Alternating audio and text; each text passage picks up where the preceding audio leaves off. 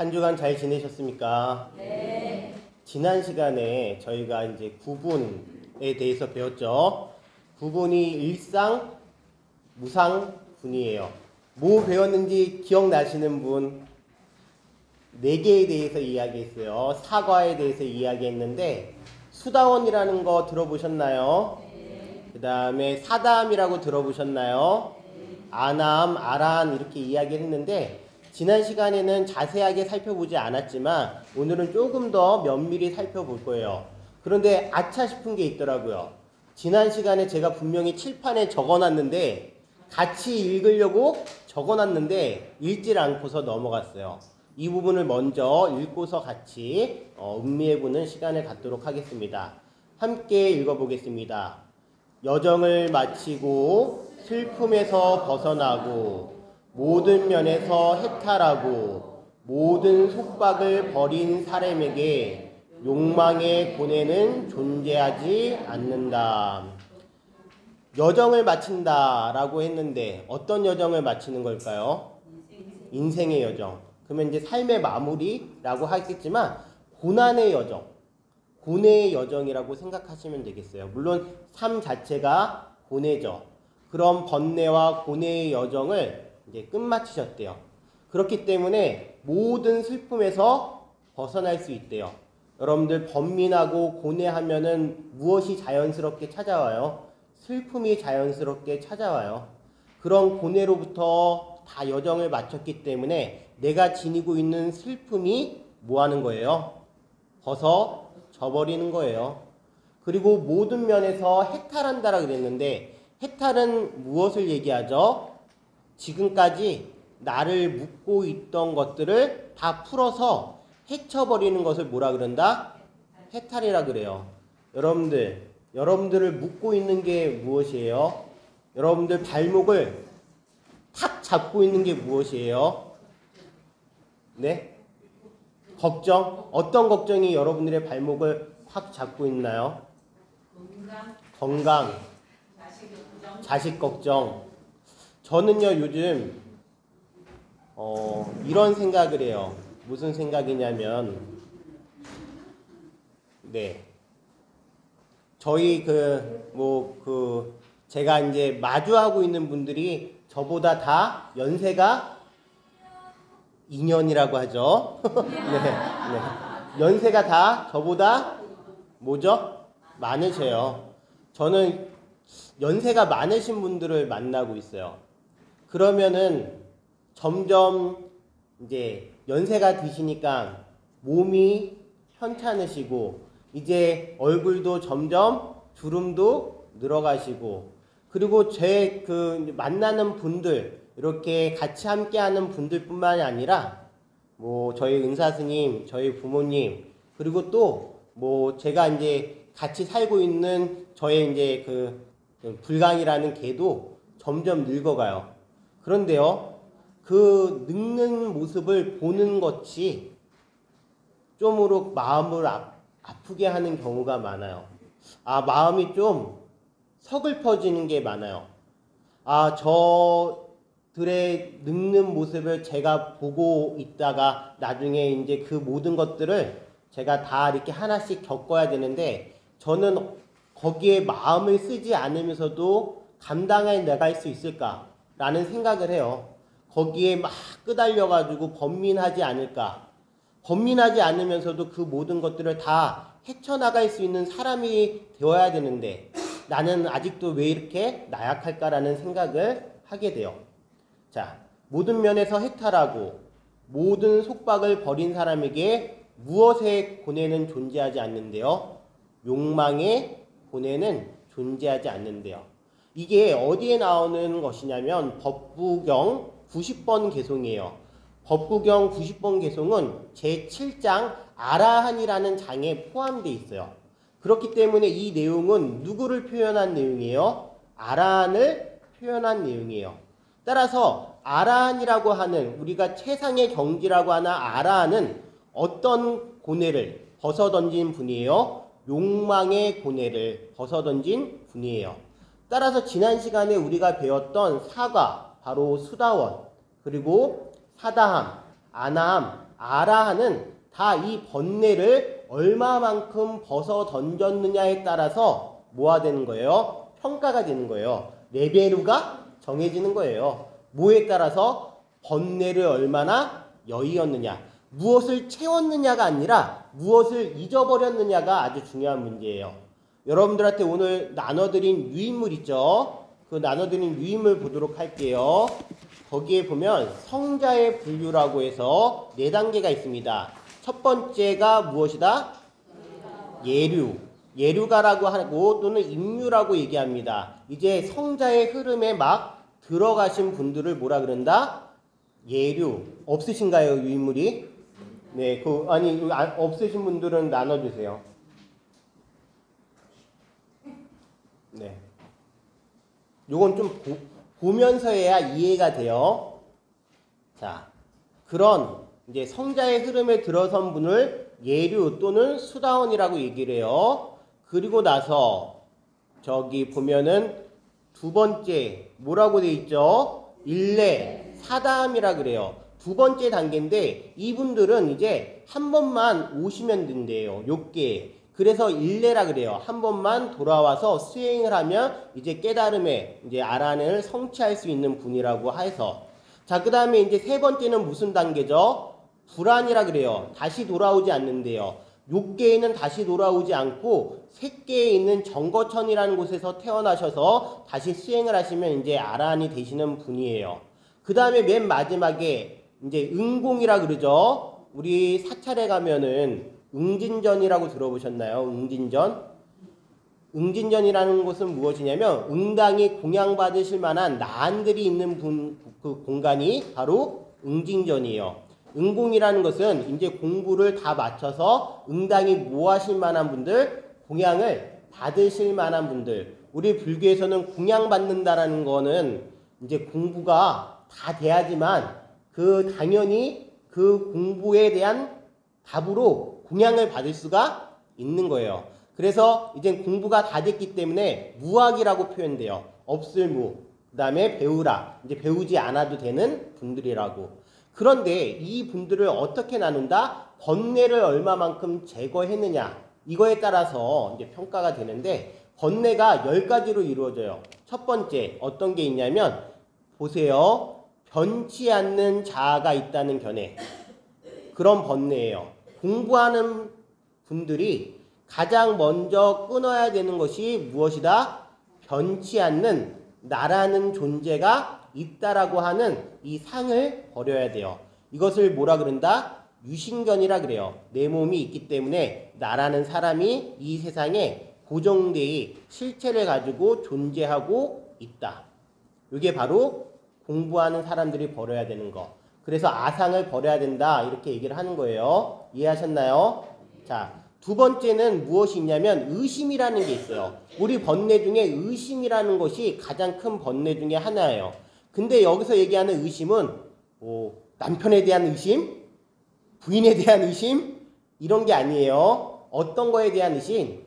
법에 대한 의심을 얘기해요. 따라서 수다원가에 드신 분들은 부처님 가르침에 대한 의심이 없어요. 자, 그 다음에 이제 세 번째 어떤 것이 또 우리가 버려야 되는 번뇌냐? 공부하는 성자의 흐름에 들어가는 분들이 버려야 되는 번뇌가 무엇이다? 계율이나 의식에 대한 집착이에요. 부처님 계율이 이러한데, 부처님 의례가 이러한데 이것에 대해서 집착을 가지고 있는 거. 이것이 바로 이 계금치견이라고 하는 거예요. 계율이나 의식에 대한 집착. 이 세 가지 번뇌를 완전히 끊은 분이 누구래요? 수다원, 예류가를 이루신 분들이라고 얘기해요. 그런 다음에 또 이어서 일례, 사담은 새로운 근절은 없어요. 즉 완전히 끊을 수 있는 번뇌는 없지만 그런데도 불구하고 무엇이 줄어드냐? 탐욕이나 분노가 줄어들어요. 지금 우리가 아까 전에 1번, 2번, 3번 얘기했고 4번은 바로 탐욕이에요. 끊어야 되는 번뇌 중에서 큰 번뇌 4번이 무엇이다? 탐욕. 그 다음에 5번째가 무엇이다? 분노예요. 분노. 이 탐욕과 분노가 얇아지는 단계가 무엇이다? 바로 일례, 사담이라는 단계예요. 이해하셨나요? 자, 그 다음에 이제 불안이 오면은 아까 전에 탐욕과 분노도 끊기고 무엇이 끊긴대요? 감각적 욕망과 악의가 끊겨버리는 단계를 무엇이라 그런다? 불안, 안함이라고 이야기한다라고 기억하시면 돼요. 자, 그 다음에 마지막에 이제 드디어 아라한이 되어야지만 마지막 번뇌들을 다 버릴 수 있어요. 그 마지막 번뇌가 무엇이다? 색계에 대한 갈망, 무색계에 대한 갈망. 즉 이것은 무엇이면 욕계를 벗어나서 이런 윤회하는 인과응보의 세계, 즉 어디에요? 지옥, 악의, 축생, 수라, 인간, 천상을 벗어나서 욕계를 벗어나서 저 색계, 무색계에 태어나고자 하는 갈망이 이제 사라지고 그 다음에 또 무엇이 사라진대요? 아만이라는 그런 교만심이 사라진대요. 그 다음에 뭐가 사라진대요? 들뜸, 도거라고 해서 마음의 불안이나 들뜸의 현상이 완전히 사라진대요. 그 다음에 마지막 무엇까지 제거가 된대요? 무지, 무명까지 제거가 돼서 이렇게 10가지 족쇄를 완전히 제거한 분이 누구시다? 바로 아라한, 완전히 깨달으신 경지에 오르신 분을 아라한이라고 얘기해요. 하지만 이 모든 것들은 그냥 공부를 하는 데 있어서 이것이 수다원이다, 사다함이다, 아나함이다, 아라한이다 구분하지만 재행이 무상이고 일체가 다 개공이에요. 이것은 예전에 야보 스님이라는 분이 말씀하신 송이에요. 재행 무상이요 일체 개공이라. 지금 우리가 얘기했던 모든 그런 수행의 단계도 다 무상한 거예요. 고정되어 있는 것이 아니에요. 따라서 일체가 다 무엇이에요? 개공이에요. 공황도리로 가는 거예요. 거기에 막 붙잡혀서 수다원이 있고 사다함이 있고 아나함이 있고 아라한이 있고 이것을 나눌 필요가 없어요. 나의 번뇌가 얼마만큼 사라졌느냐 이것이 중요해요. 게다가 더 중요한 거 우리는 대승불교예요. 이제 여기서 보면은 상당히 개인적인 즉 자기 수행의 내용만 담겨져 있어요. 그런가요? 안 그런가요? 나의 번뇌를 끊어버리고 근데 이제 대승불교로 들어가면은 여정을 마치고 하는데 번뇌의 여정을 마친다 그랬어요. 번뇌의 여정 나의 번뇌가 왜 생겨요? 아니요. 여기서는 이제 대승불교로 볼게요. 나의 번뇌는 왜 생기냐면 중생들이 힘들어하기 때문에 번뇌가 생기는 거예요. 유마경이라는 경전을 보면 중생이 아프니 곧 나도 아프다라고 얘기해요. 보살이 병드는 이유는 중생이 아파서예요. 보살님들이 힘들어하시는 이유는 중생들이 아파서였기 때문에 그래요. 그렇기 때문에 간세음보살님이든 지장보살님이든 그렇게 열심히 우리를 도와주시려고 노력하시는 분들이에요. 왜? 중생들의 아픔을 자신의 아픔으로 생각하기 때문에. 따라서 여기에다가 그 보살님의 마음을 넣으면은 그냥 여정이 슬픔이 모든 면에서 해탈하는 게 개인적인 것이 아니라 다 중생들과 함께하는 마음속에서 내가 괴로워하고 그 괴로움을 벗어버리려고 노력하고 그 모든 괴로움을 다 같이 해결할 수 있을 때 보살님들이 다 뭐 할 수 있다? 고뇌는 존재하지 않으실 수 있는 거예요. 이것을 이제 예전에는 도덕경이라는 경전 아세요? 도덕경 경전 아세요? 도덕경이라는 경전을 보면 화기광 그 다음에 동기진이라고 얘기해요. 그거를 이제 줄여서 뭐라고 네자로 얘기해요. 화광동진이라고 얘기해요. 화광동진. 한번 따라해 볼까요? 화광동진. 빛 화자가 아니라 조화로울 화자예요. 조절하다 할 때 화자예요. 광자는 빛광자예요. 동은 같을 동자예요. 진은 티끌 진자예요. 그것은 무슨 뜻이냐면 빛을 조절해서 무엇과 함께 한다는 거예요. 먼지와 함께 한다는 거예요. 티끌과 함께 한다는 거예요. 다른 표현으로 불교에서는 부처님이 당신의 권능을 조절해서 보살님들이 당신의 권능을 조절해서 이 새 속에 속세에 함께 살아가면서 중생들의 아픔을 함께 하면서 살아가는 것을 무엇이라 그런다? 화강동진이라 그래요. 그 화강동진의 마음이 들어갔을 때 대승의 의미가 여기에 포함되어 있다라는 걸 꼭 기억하시기 바랍니다. 이해하셨나요? 자, 아까 전에 제가 이야기했던 야보 스님이 말씀하셨던 재행무상이요 일체 갱동이라고 하는 부분에 대해서 예전에 함호득통 스님이 거기다가 일종의 설명을 붙였어요. 그 서리의 내용을 보면 더 멋있어요. 이렇게 얘기를 해요. 사가 무가일세 길 묘공이로다. 그 네 가지 바로 수다원, 사담, 아남, 아란이 다 무가예요. 어떤 가위, 어떤 계의가 있는 것이 아니에요. 길 다 하나로 돌아가는데 그 하나가 무엇이다? 묘공이에요. 즉 묘한 공의 도리, 일체가 다 고정된 바 없이 일체가 정해진 그런 거 없이 다 공한 도리로 돌아가기 때문에 우리는 그러한 수행의 가의에 대해서 생각할 필요가 없고 거기에 걸릴 필요가 없고 단지 모든 범민을 제거해 나가되 누구와 함께? 왜? 중생들이 아프면 우리도 아프니까. 여러분들도 마찬가지예요. 여러분들이 아픈 이유가 뭐예요? 솔직히 얘기해봐요. 자식이 힘들어하니까 아픈 거고 내 주변 사람들이 힘들어하니까 아픈 거고 내 자식이 잘 됐으면 하니까 걱정하는 거고 내 주변 사람들이 아프지 말기를 걱정하기 때문에 여러분들의 번뇌도 생긴다라고 생각을 한다면 이 마음을 충분히 이해하실 수 있을 겁니다. 이것이 지난 시간에 우리가 배웠던 일상무상, 여기서 일상이라는 것은 무엇이냐? 하나의 상인데 바로 우리가 지금 나눴던 과의들을 얘기해요. 즉 수행의 단계. 그런데 이 수행의 단계는 무상이다. 정해져 있는 것이 아니에요. 이해하셨나요? 어려운 부분이죠. 그런데 어려운 부분이지만 단지 그것을 만약에 이것이 그냥 일종의 대학 교재라고 생각하면 시험에 사담이 나오겠죠. 수다원이 나오겠죠. 근데 이거는 개념적인 거예요. 우리한테는 불교 공부는 개념적인 게 중요한 게 절대로 아니에요. 예전에 제가요 어렸을 때 이야기인데 지금 저는 기억이 안 나요. 그 예전에는 그 이제 집에 제가 애기였으니까 근데 뭔가 전기에 불이 붙어가지고 벽지에 불이 이렇게 났었대요. 근데 이제 그 애기가 즉 제가 부모님한테 그걸 알리려고 뭐 한 거예요? 애기니까 불이라고 얘기 못하니까 했겠죠. 근데 그걸 알아듣고서 부모님은 무엇을 하셨어요?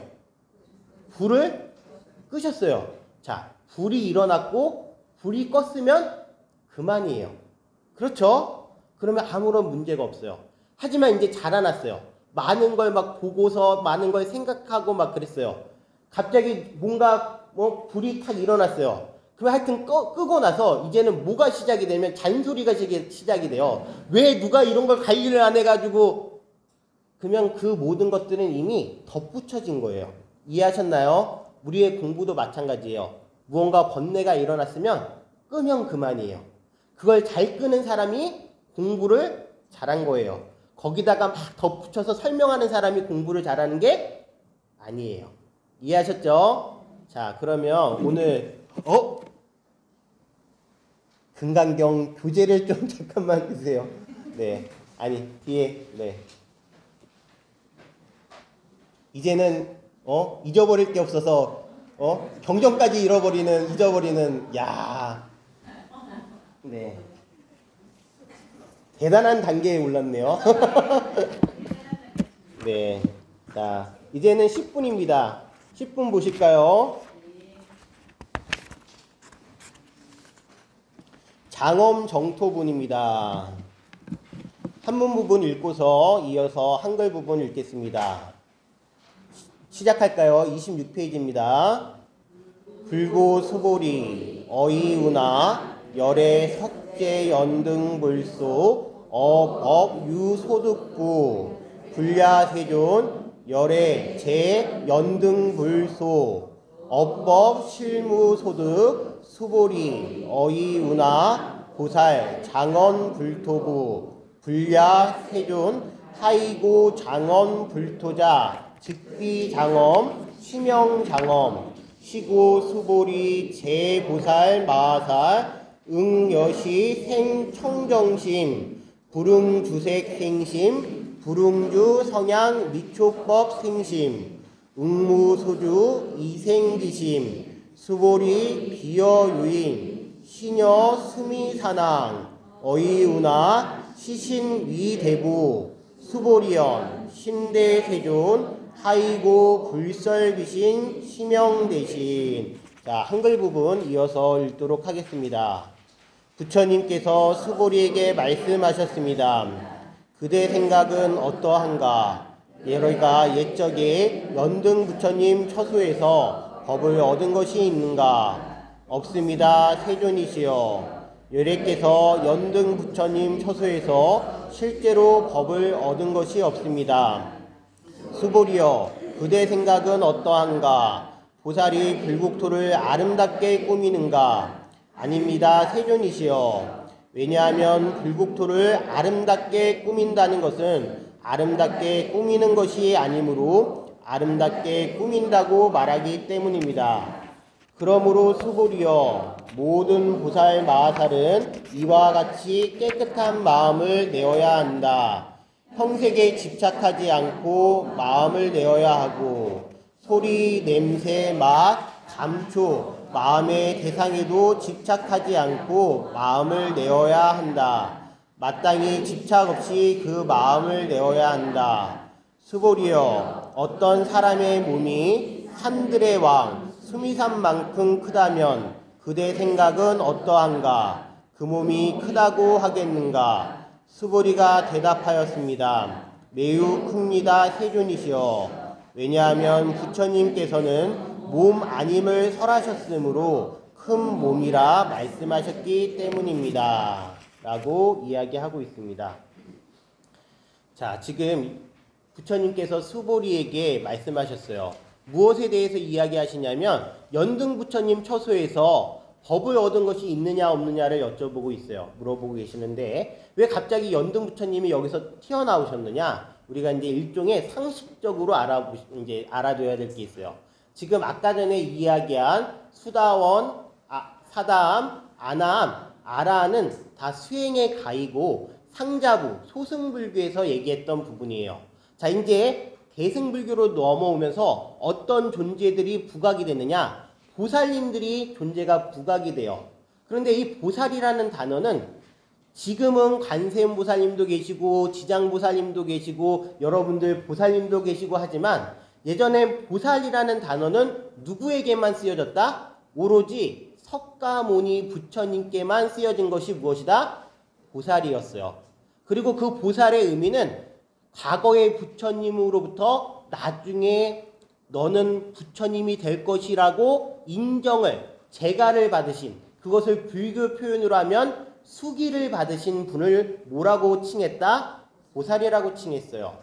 자, 그러면 이제 또 하나 생각을 하는 거예요. 그러면 보살님은 무엇인가? 수보리가 생각을 하고서 연등 부처님께 수기를 받아야지만 그렇게 보살님이 될 수 있는가? 어떤 다른 부처님한테 수기를, 인정을 받아야지만 보살님이 될 수 있는가? 정해진 법이 있는 것이 아닌가라고 의심을 했을 때 부처님께서 당신의 예를 들으시는 거예요.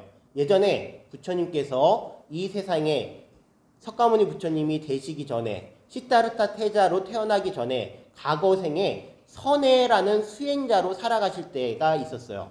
이것은 전생 이야기예요. 어떤 수행자요? 이름이 선해예요. 선해라는 수행자예요. 선해는 원래는 브라만교, 바라문이었고 그런 다음에 아주 유복한 집안에서 태어났기 때문에 집안에 무엇이 많았어요? 재산이 많았어요. 그 다음에 머리도 총명했어요. 총명하고 그 다음에 재산도 많았지만 항상 삶에 대해서 의문을 가지고 있었어요. 고통스러워하는 사람들, 번민하는 사람들을 보면 어떻게 하면 그 사람들의 고민을, 번뇌를 다 자유롭게 만들 수 있을까 하는 그러한 고뇌를 가지고 있었어요. 따라서 일반적인 생활을 하기는 힘들고 이제 나는 모든 것들을 다 버리고 무엇을 하겠다? 이러한 답을 찾기 위해서 수행을 하겠다고 하면서 자기의 재산을 다 나눠주고 나서 산속에 들어가서 수행을 했었어요. 스승 밑에서 수행을 열심히 했었는데 그래도 이렇게 저기 먼 집에서 연락이 왔어요. 누가 편찮으시다고? 어머니께서 편찮으시다고. 아, 수행도 열심히 했지만 어머니께서 편찮으시다는 말에 스승님께 스승님, 어머니가 편찮으시다라는데 제가 그래도 가서 보는 게 나을 것 같습니다 해가지고 이제 산에 하산을 해요. 하산을 해가지고 이제 마을로 들어오는데 마을에서 이렇게 보니까 이제 열심히 그 공부하는 사람들이 그 일종의 경연을 하는 거예요. 논쟁을 해가지고 장학 퀴즈 생각하시면 돼요. 논쟁을 통해서 장학 퀴즈를 하고 있는데 상품이 걸려 있어요. 아무도 이 선의 수행자를 이기지 못하는 거예요. 그래서 이제 선의 수행자가 얼마만큼의 돈을 버느냐? 은자 500냥을 벌었대요. 이 공부를 통해서 대론을 통해 가지고 이제 돈을 번 거예요. 그런데 다시 이제 마을을 이렇게 향해서 가고 있는데 그 마을에 소문이 퍼지는데 여기에 연등 부처님이 오신다라는 거예요. 사람들이 그 소식에 너무 기뻐가지고 연등 부처님은 오로지 향기로운 꽃만을 동양을 받으시기 때문에 일종의 뭐예요? 사재기. 다 뭐 한 거죠? 꽃을 다 사들인 거예요. 그래가지고 이제 이 누구냐? 이 선의 수행자도 부처님이 오신다라는 생각이 기뻐가지고 꽃을 사려고 나갔는데 꽃이 완판이 돼가지고 살 수가 없는 거예요. 막 마음속에서 너무 슬픈 거예요. 그렇게 훌륭하신 부처님을 뵈는데 나도 공양을 올리고 싶은데 꽃을 올릴 수가 없으니까 너무 답답한데 그때 한 여인이 걸어오고 있어요. 경전에서는 구리천녀라고 돼 있어요. 구리선녀. 구리라는 이름을 가지고 있어요. 빨리어로는 곱비라는 이름을 가지고 있어요. 하여튼 구리선녀가 걸어오는데 아주 아름다운 청색의 연화. 그걸 이제 한문 표현으로 뭐라 그런다? 청년하라 그래요. 그 청년화 7송이를 가지고서 걸어가고 있는 거예요. 그래가지고 이제 선혜가 너무 이제 갖고 싶어가지고 이 구리선녀를 보자마자 여인이시여 그것을 저한테 좀 파시오. 은자 500냥을 다 드릴 테니 이걸 꼭 팔았으면 좋겠습니다 라고 얘기하니까 이제 구리선녀가 딱 보니까 수행자가 잘생겼어요? 못생겼어요? 인물이 아주 좋은 거예요. 그래가지고 한번 얘기나 들어보자고 왜 꽃이 필요한지 여쭤보니까 당신도 부처님께 꽃을 올리고 싶은데 자기는 자기의 소원이 돈을 많이 벌고자 또는 권력을 얻고자 하는 것이 아니라 부처님처럼 열심히 수행을 해가지고 중생들의 괴로움을 다 끊을 수 있는 그런 부처님이 되고자 원을 세웠기 때문에 그 소원을 이루기 위해서 꽃을 바치고 싶습니다 라고 얘기를 해요. 그 얘기를 들으니까 구리선녀가 얼굴도 잘생겼는데 마음까지 좋으니까 더 반해요 안 반해요? 더 반해요. 그러면서 이 7송이 꽃을 그냥 공짜로 다 드리겠습니다. 하지만 저에게도 제한이 있습니다. 조건이 있습니다. 그것은 무엇이냐면 이 꽃을 바치되 이 꽃을 가져가시되 당신이 저의 무엇이 되어주세요? 남편이 되어주세요. 배우자가 되어주세요. 그래요. 근데 선의 수행자는 지금 뭐예요? 수행하는 사람이죠. 그래서 결혼을 할 수가 없어요. 그래서 얘기를 합니다. 저는 수행자이기 때문에 결혼을 할 수가 없습니다. 하지만 다음 생에 태어난다면 수행하러 가기 전까지는 무엇 하겠다? 당신과 결혼해서 이 인연을 이제 이 약속을 지키겠다. 세세생생 당신의 남편이 되겠다. 부처님이 되기 전까지. 이렇게 얘기를 해요. 이것이 이제 나중에 이제 어떻게 되는 거죠? 그 꽃을 바친 여인이 시타르타 태자의 부인인 야소다라 부인이 되는 거예요. 그리고 그 꽃송이 중에 7꽃송이 중에 5송이는 누구를 위해서 바쳐요? 바로 선의 자신을 위해서 부처님께 바치고 2송이는 누구의 소원을 위해서 바쳐요? 구리선녀의 소원, 즉 결혼을 소원을 위해서 바쳐요. 여러분들 혹시 화혼식이라고 들어보셨어요? 화혼식? 불교에서 이 사찰에서 결혼 올리는 의식을 뭐라 그런다? 화혼식이라 그래요. 꽃을 올려서 결혼식을 한다. 이게 유래가 어디서 유래가 됐다? 바로 여기서 유래가 돼요. 그래서 남자는 몇 개의 꽃송이를 스님한테 바쳐요?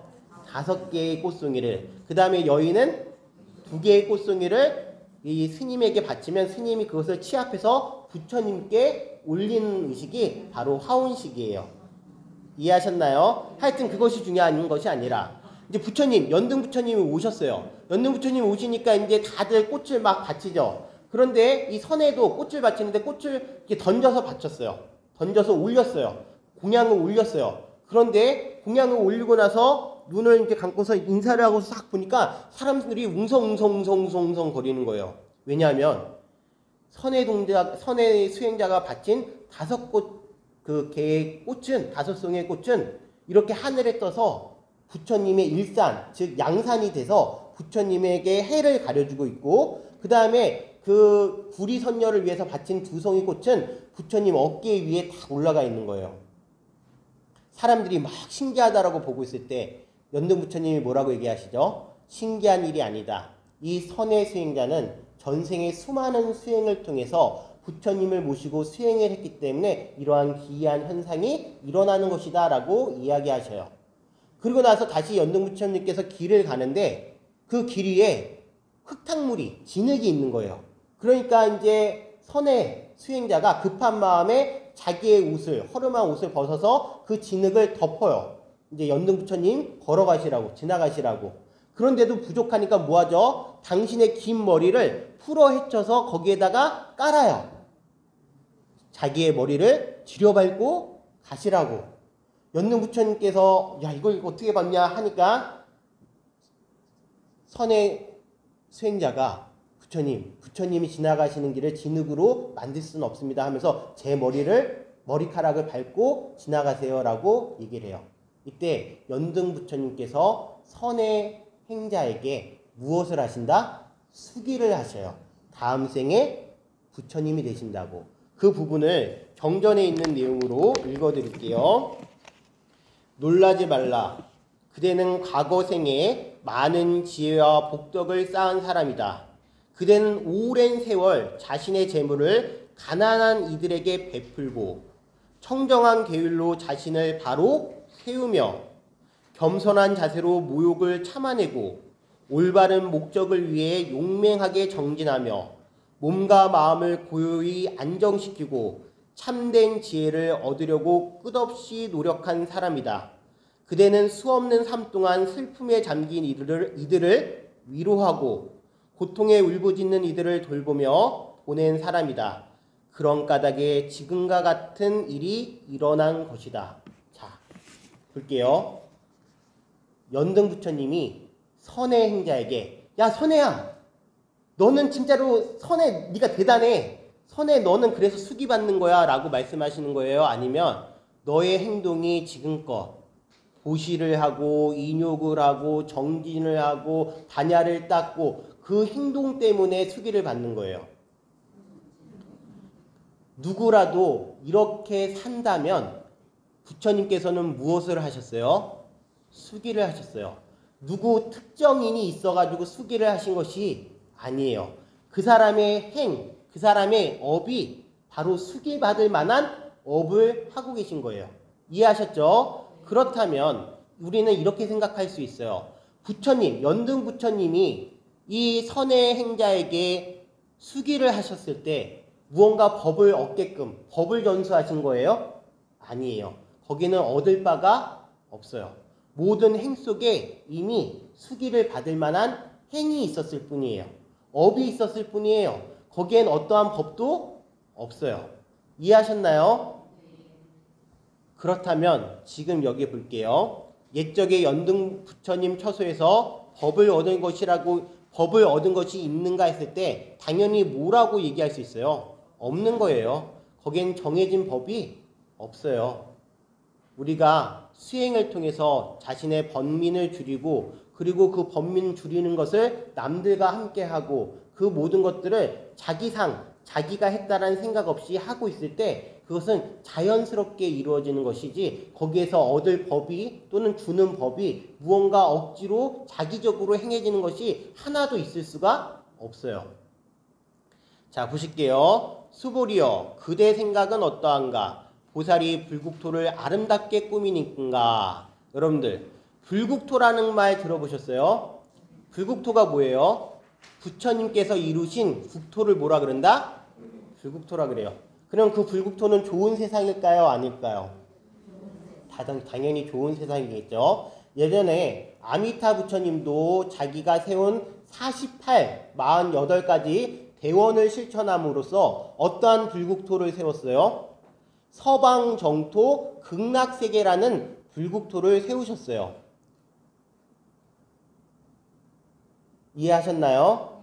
약사유리강 열애불도 바로 만월세계라는 극락정토를 세우셨어요. 이 모든 것들은 다 부처님의 의지에 의해서 세워진 거라고 우리는 생각을 해요. 아, 불국토라는 것이 있구나. 하지만요, 여기 보세요. 보살이 불국토를 아름답게 꾸미는가? 아닙니다. 세존이시여. 왜냐하면 불국토를 아름답게 꾸민다는 것은 아름답게 꾸미는 것이 아니므로 아름답게 꾸민다고 말하기 때문입니다. 자, 보세요. 이것을 우리가 생각하는 논리적인 걸로 생각을 하면 이해가 안 돼요.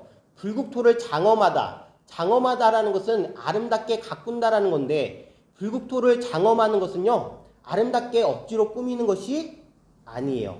여러분들 한번 생각해 보세요. 그냥 아주 단순하게 이야기를 할게요. 어느 집에 가서 인테리어 발음이 좀 안 돼요. 인테리어 한 거를 보실게요. 그 집 주인은 그 집 인테리어가 자기 눈에는 너무너무 이뻐가지고 이렇게 꾸며서 인테리어를 해놨어요.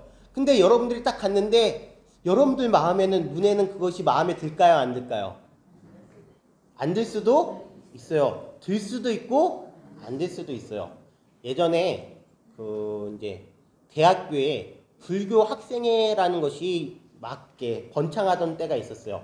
혹시 여기에 불교 학생회 출신 있으신가요? 없으신가요? 근데 이 불교 학생회도 약간의 운동적인 성향이 있었어요. 그 운동적인 성향을 통해서 이분들이 원했던 것이 무엇이냐면 이 사회에서 무엇을 이루고자? 불국토를 이루고자 이상세계를 만들고 싶어 했던 생각을 가지고 있었어요. 하지만 한번 생각을 해보세요. 어떤 사람에게는 불국토일 수 있지만 다른 사람에게는 그 불국토가 아닐 수도 있다라는 생각을 해볼 수가 있을까요? 없을까요? 있어요. 여러분들 같이 살고 있는 배우자도 그 배우자는 이렇게 있어야지만 집에서 매우 편해요. 그쵸? 그런데 여러분들 눈에는 그 편한 게 편해 보여요? 여러분들을 걸리게 해요? 여러분들을 걸리게 하죠? 자, 내가 편한 모습이 다른 사람한테 걸리고 있다면 그것은 불국토라고 얘기할 수가 없어요. 이건 단순히 그냥 얘기하는 거고, 정말로 불국토를 이루고자 한다면 그것은 억지로 꾸미는 것이 아니라 자연스럽게 나의 청정한 마음이 불국토를 만드는 거예요. 뒤에 부분 읽어볼게요. 이렇게 얘기해요. 그러므로 모든 보살 마하살은 이와 같이 무엇을 내어야 한다? 깨끗한 마음을 내어야 한다. 오늘 나눠드린 유인물 보실게요.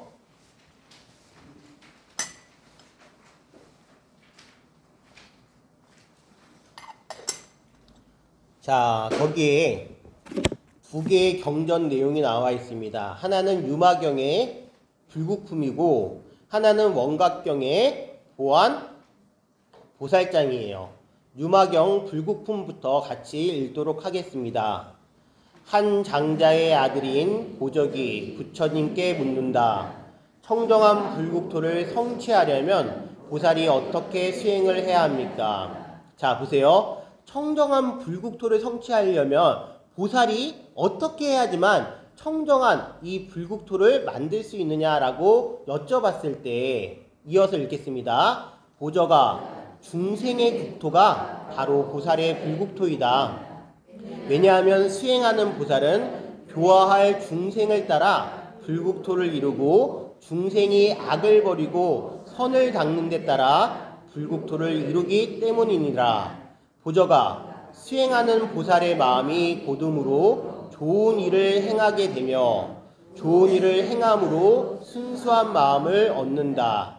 순수한 마음을 따라 뜻이 다스려지고 뜻이 다스려짐으로 마음의 정한 대로 행동한다. 마음 먹은 대로 행동함으로 지은 공덕을 바르게 해양한다. 해양함을 따라 방편이 생기며 방편을 따라 중생을 구제한다. 중생을 구제함에 따라 불국토가 깨끗해지고 불국토가 깨끗함으로 온갖 공덕이 다 깨끗해지느니라. 그러므로 보저가 만일 보살이 청정한 국토를 얻으려거든 먼저 그 마음을 청정히 가져야 한다. 그 마음이 청정하면 불국토가 청정하여지느니라. 지금 금강경과 일맥상통하죠. 즉 나의 청정한 마음이 무엇을 이룰 수 있다? 불국토를 이룰 수 있다. 그런데 그 청정한 마음은 무엇이냐면 중생들을 바라볼 수 있는 마음이에요. 우리는요 이렇게 같이 살고 있는 사람들의 마음을 잘 몰라요. 여러분들 혹시 그런 게 있어요? 왜 같이 사는데 내 마음을 몰라? 이렇게 해서 왜 너는 그렇게 눈치가 없니? 이렇게 싸우죠? 몰라요. 같이 살아도 모를 수밖에 없어요. 왜냐? 다 저마다의 생각으로 살아가기 때문에 저마다의 눈으로 보고 저마다의 귀로 듣고 저마다의 코로 냄새 맡고 저마다의 입으로 맛보고 저마다의 몸으로 다 느끼기 때문에 그것을 이해할 수가 없어요. 자기 생각이 들어가기 때문에. 그런데 이 보살의 마음은 청정해서 깨끗해서 자기의 색성향 미초 안입이 설신이가 다른 사람들한테 걸리지 않고 그 사람의 마음을 그대로 받아들일 수 있는 청정한 마음을 갖는다라는 거예요. 분별심이 들어있지 않다라는 거예요. 그랬을 때 무엇을 만들 수 있다? 불국토를 만들 수 있다라는 거예요. 자, 그 다음에 원각경 보안보살장 볼게요. 선남자야, 모든 실상의 성품이 청정한 까닭에 한 몸이 청정하고 한 몸이 청정하니 많은 몸이 청정하며 많은 몸이 청정하니 이렇게 나아가 시방 중생의 원각이 청정하니라. 결국엔 일신이 청정해질 때 내 한 몸, 내 한 마음이 청정해질 때 다신, 그 다음 모든 사람, 다신 모든 사람의 마음이 청정해질 수 있대요.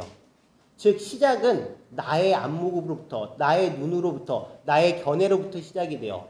여러분들 이럴 때가 있어요. 아무리 화창한 날이어도 다른 사람들은 다 즐겁게 밖에 나가서 놀고 떠들고 있는데 내 마음에 고통이 있고 번민이 있으면 그 날씨가 좋아 보일까요? 들어오지도 않아요.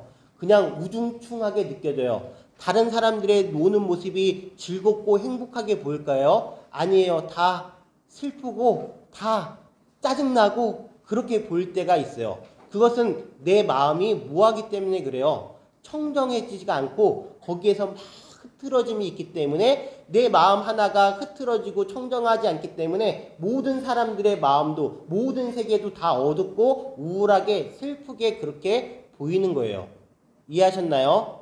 그렇기 때문에 불국토를 이루려면 일심이 청정해야 된다라는 말. 이것은 어떻게 보면 정말 아름다운 세상을 만들기 위해선 여러분들이 살고 있는 이 생을, 이 순간을 부처님이 계시는 불국토로 만들기 위해서는 여러분들 스스로가 뭐 해야 된다? 행복해야 된다. 여러분들이 마음에 평안을 얻고 행복해야지만 이 세상이 무엇이다? 불국토다.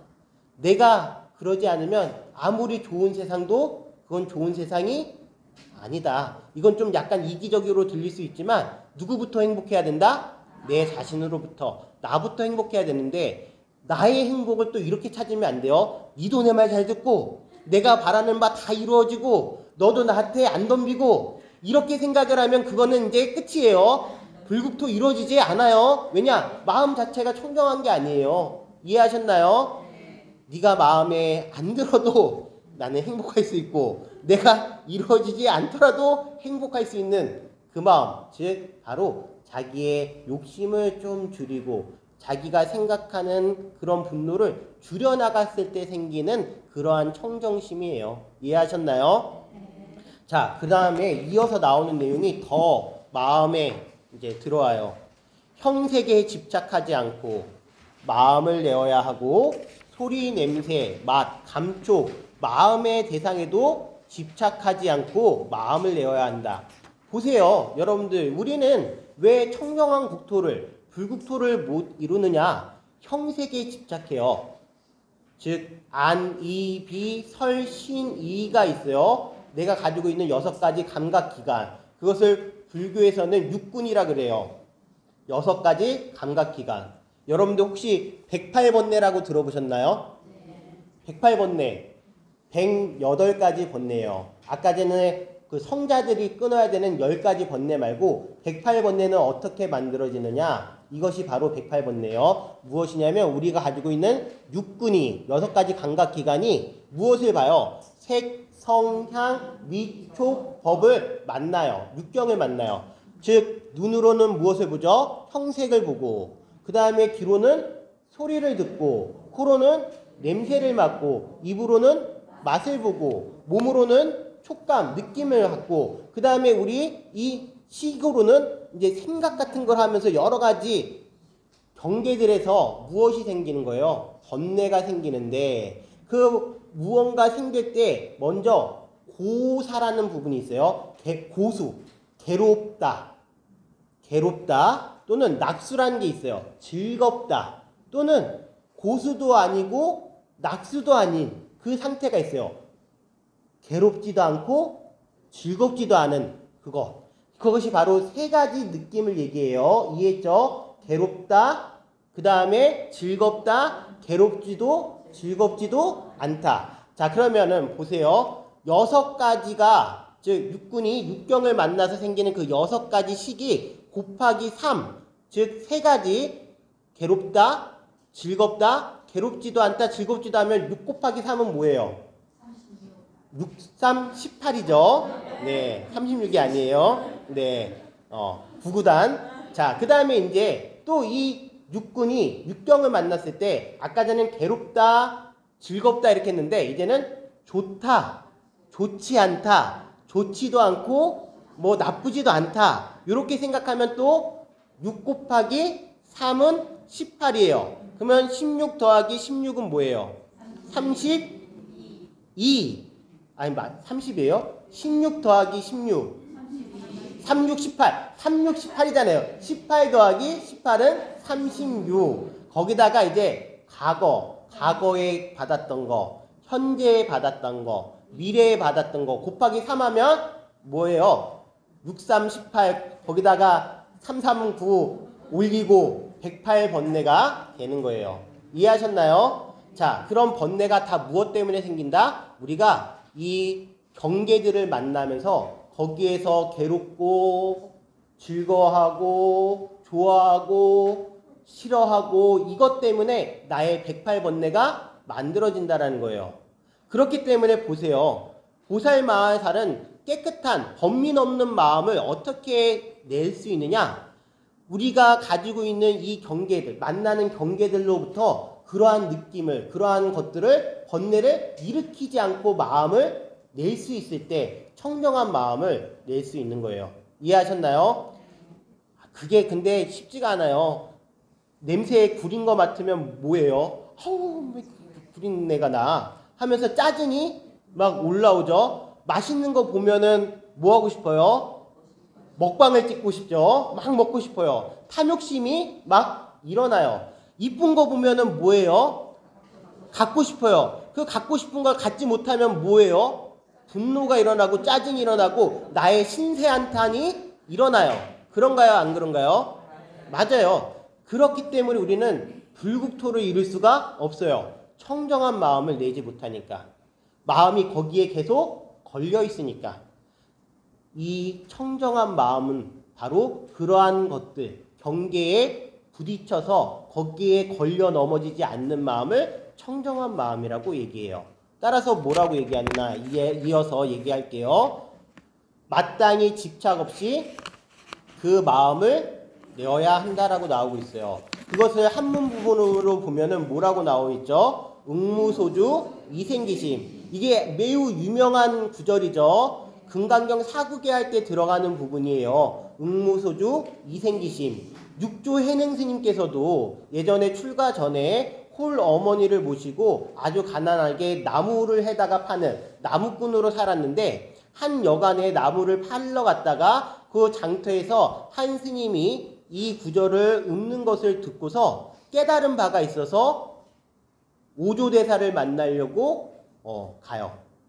이것이 해능 스님이 깨달은 구절이에요. 응무소주 이생기심. 진을 스님도 여기에 깨달으셨고 대종보 스님도 여기에 깨달으셨고 그만큼 많은 깨달으신 분들이 이 구절에 깨달으셨대요. 응무소주 뭐예요? 응당이 뭐하래요? 마땅히 집착 없이 머무는 것을 뭐라 그런다? 응무소주라 그래요. 집착 없이 머무는 것을 수행으로는 뭐라 그러냐? 지라 그래요. 지 멈춰서 사마타라 그래요. 즉 수행을 해서 멈춰가지고 바라보는 거. 그것이 이루어지면 정이라는 것이 이루어져요. 즉 삼매가 이루어져요. 이해하셨어요? 우리가 어떤 것들을 고요히 내렸을 때 그 고요히 내려앉음으로써 고도의 집중을 얻는 것을 사마디, 뭐라 그런다? 삼매라 그러는데 여기서 얘기하는 응당이 마땅히 머무르는 바 없이 머무는 것은 무엇이다? 바로 이 삼매를 닦는 거예요. 삼매. 그 다음에 이생기심이에요. 거기서 마음이 자연스럽게 내져가지고 우리의 몸을, 우리의 마음을, 우리의 모든 것들을 잘 면밀히 관찰해가지고 지혜를 얻는 거. 이것을 뭐라 그런다? 관이라 그래요. 윗바사나라 그래요. 지금 여기에 수행의 모든 모습이 담겨져 있는 거예요. 지관수행, 사마타, 윗바사나. 그래서 그것을 통해서 얻을 수 있는 정해. 이걸 얘기하는 거예요. 선정과 반야를 다 이야기하고 있어요. 무엇이? 응무소주, 이생기심. 우리 불자들 가게에 보면 교회 다니시는 분들 가게에 가면요. 많이 적혀져 있는 것이 무엇이냐면 내 시작은 미약하였으나 그 끝은 심히 창대하리라. 즉 처음에는 아주 미약하게 가게를 시작했지만 끝내는 돈을 잘 벌 것이다. 요렇게 되어 있고 우리 불자들이 하는 가게에 가보면은 제일 많이 적혀져 있는 게 일체유심조. 그 다음으로 많이 적혀져 있는 게 응무소주, 이생기심. 요게 많이 적혀져 있는데 여러분들 무언가를 할 때 내가 머무르는 거 지금 이 일에 집중을 하고 내 가정에 집중을 하고 할 수는 있어요. 하지만 우리가 집중했을 때 무엇이 생기죠? 집착이 생겨요. 저도 아까 전에 이 강의하면서 야 수업 시간에 이렇게 사람들이 많이 줄어드네. 수업을 할까 말까. 포교가 잘못됐다. 반성을 해야 된다. 이것은 무엇이냐면 제가 지금까지 포교를 한다라는 마음을 내고 있었고 열심히 집중을 하고 있지만 그 결과물에 대해서 뭐하고 있는 거예요? 집착하고 있는 거예요. 붙잡고 있는 거예요. 그런데 그러한 집착 없이 거기에 집중하면서 자기의 마음을 내면서 모든 것들을 다 처리할 수 있는 힘. 이것이 바로 무엇이다? 응무소주 이생기심이에요. 아까 전에 제가 처음 시작할 때 제가 바라보는 이제 분들이 연세가 드시고 늙음이 찾아오고 그것을 제가 어떻게 감당해야 될까라는 고민을 하고 있을 때 그때 저는 거기에 집중해서 모든 일을 모든 분들을 잘 만나고 무언가 다 함께 하고 있지만 그러면서도 마음을 거기에 집착하지 않으면서 낼 수 있을 때 이것이 진짜로 참으로 깨끗한 마음을 내는 것이다. 어렵다. 쉽지 않다. 쉽지 않은 걸 하는 것이 우리들 일이다. 라고 얘기합니다. 자, 볼게요. 이어서 수보리여 어떤 사람의 몸이 산들의 왕 수미산만큼 크다면 그대 생각은 어떠한가? 그 몸이 크다고 하겠는가? 자, 여러분들 이제 우리가 금강경 공부할 때 꼭 이것을 알아야 돼요. 각 장마다 이렇게 우리가 가지고 있는 인식들을 깨트리는 구절들이 막 들어가요. 즉, 아까 전에 우리가 일상무상분에서 얘기를 할 때요. 거기서 그 누구에 대해서, 수보리에 대해서 이야기하면서, 그냥 기억이 안 날 수도 있으니까 뒤로 넘길게요. 구분을 볼게요. 잠깐. 몇 페이지를 보시냐면, 25페이지를 보실게요. 세존이시여 제가 나는 찾으셨나요? 맨 마지막 문단. 세존이시여 제가 나는 아라한의 경지를 얻었다라고 생각한다면 세존께서는 수보리는 적정행을 즐기는 사람이다. 수보리는 실로 적정행을 한 것이 없으므로 수보리는 적정행을 즐긴다라고 말한다라고 설하지 않으셨을 것입니다. 라는 부분 나오죠. 자, 이것은 우리가 알고 있는 언어의 체계와는 달라요. 적정행을 즐기고 있다면 우리는 적정행을 즐긴다라고 얘기해요. 그렇죠? 하지만 여기서는 뭐라고 얘기해요? 적정행을 즐긴다라고 생각하지 않음으로써 그렇게 얘기했지만 그 얘기한 것조차도 안 한 것이에요. 즉 우리가 얘기한 모든 우리의 언어 방법을 다 깨트리고 있어요. 왜냐하면 지금 금강경의 가장 큰 공부는 파상경, 모든 우리가 가지고 있는 상들을 깨트리는 것이라고 얘기했어요. 따뜻하면 우리가 가지고 있는 논리 체계들을 이루고 있는 이 언어는 우리가 깨트려야 하는 상 중에서 가장 큰 상이에요. 이해하셨나요? 따라서 뒤에 부분도 10분에서 볼게요. 네, 감사합니다. 꺼주셔가지고. 제가 막 코가 이제 막 근질근질 하려고 그랬어요. 냉기가 막 들어와가지고. 자, 여기서도 마찬가지예요. 수미산이라는 것은 큰 산이에요? 아니에요? 수미산이 엄청 큰 산이에요. 이 세계에서 가장 큰 산을 뭐라 그래요? 수미산이라 그래요. 그래가지고 거기에 보면은 수미산 왕이라고도 붙인 거예요. 그만큼 큰 산이라는 뜻이에요. 큰 산을 지금 큰 산이라고 부르는데 큰 산이 아니기 때문에 뭐라고 부른다? 큰 산이라고 부르는 거예요. 그것은 언어라는 것이 그렇다라는 거예요. 지금까지 우리가 부르는 모든 것들은 그렇게 부르지만 그것은 그것을 다 규정할 수가 없는 거예요. 그런데 그것을 부름으로써 우리는 뭘 해요? 판단을 하고 인식을 해요. 따라서 그 판단하고 인식하고 있는 언어들의 모습들을 깨주는 방법으로서 계속 이렇게 무엇이 뭐한데 그러지 아니하기 때문에 그러하다라고 계속 이야기를 하는 거예요. 무엇이다? 우리의 논리도 우리의 언어도 하나의 상이기 때문에 그 상을 깨트리는 과정 속에서 계속 반복적으로 이런 표현을 쓰고 있다는 거 꼭 기억하시기 바랍니다. 이해하셨나요? 네. 오늘 마이크 상태가 그 에어컨 때문에 잘 들렸나요? 괜찮으셨나요? 저는 얘기하는데 조금 약간 불편함을 느끼면서 했네요. 자, 오늘 이렇게 해서 10분 장엄정토문을 배웠는데 지난 시간에 이야기한 다나 스님이라고 기억나시나요? 목불을 태워서 장작으로 쓰신 다나 스님 기억하시나요? 그 다나 스님이 원래는 출가를 하기 전에 이제 공부를 열심히 해서 이제 뭐죠? 장엄급제를 하려는 꿈을 가지고 있었대요.